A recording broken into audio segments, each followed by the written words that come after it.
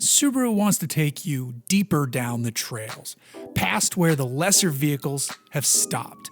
To get you there, the automaker has a new model called the Outback Wilderness, and it's the first in a potential line of more adventurous machines to come.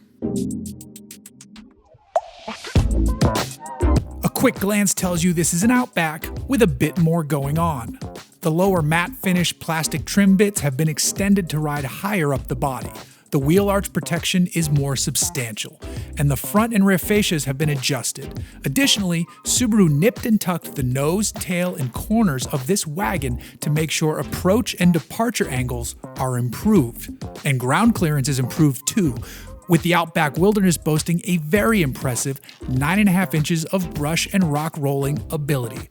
That's a full 0.8 of an inch over the already solid regular Outback. The approach angle is 20 degrees, departure is 23.6, and breakover is 21.2 degrees.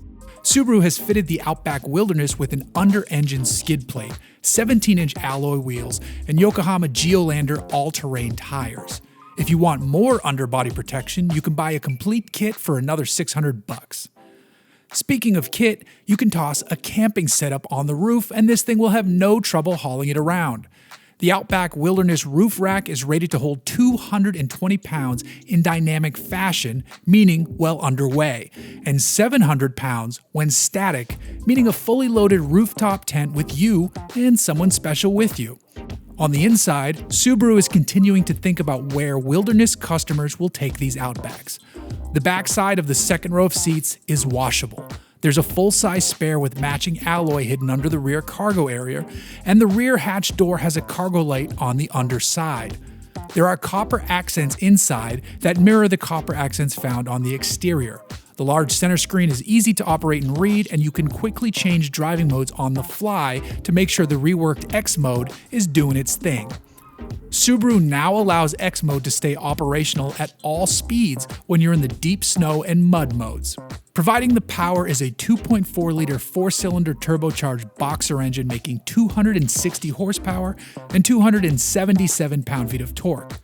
That torque peaks at just 2,000 RPM, and it's paired with a very smartly tuned CVT that can mimic 8 forward gears if you want to shift it yourself.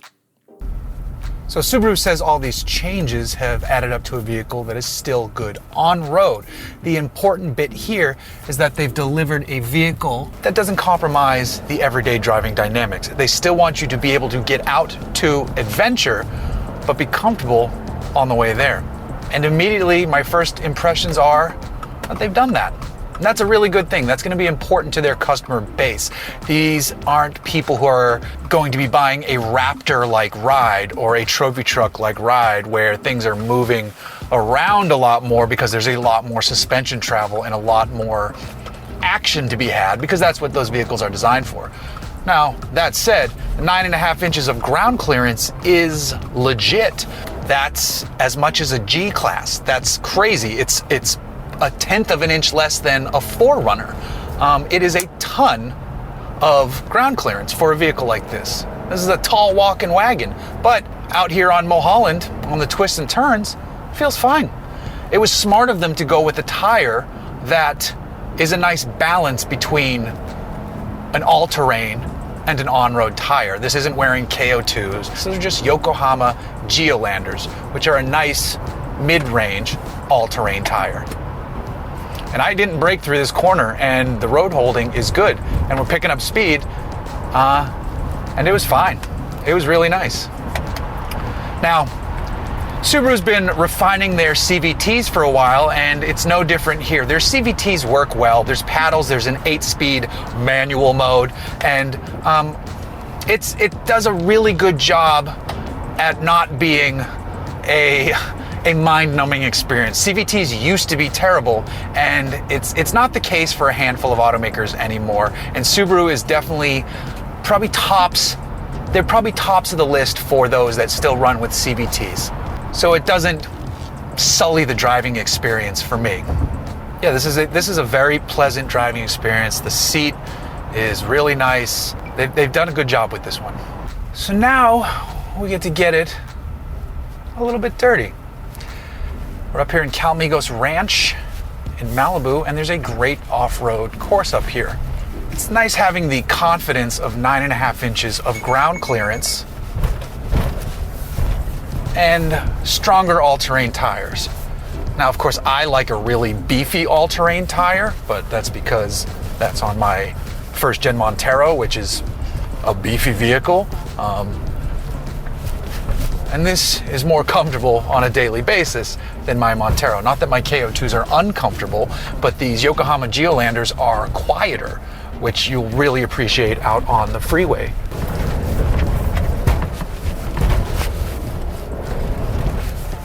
Oh yeah, good torquey throttle control on the pedal. You can be really light with the pedal because there's plenty of torque there, and the CVT allows you to tap into it. And the torque spread on this engine is actually great. So that's a good combination. See, this is where the exterior body cladding would come into play if I had touched any of that shrubbery around here. It has a matte finish. It seems like a nice material to resist scratching, and it is appreciated. Though, as far as looks go, I don't love the way it looks, but in terms of its usefulness out here, it's very much appreciated. And Subaru raised it up so it covers more of the exterior of the car, and then additionally the mirrors are finished the same way too, so if you're slapping mirrors as you're running through the trail, you're fine. And if it does get a scratch, consider that a badge of honor. Subaru are creating a sub-brand here, much like it has with the sportier STI side of the family. Wilderness models are adventure focused, and we can't wait to see what else in the lineup gets the treatment. We have to imagine Subaru fans are thinking the same thing, and these Wilderness models will be scooped up as quickly as Subaru sends them off the assembly line.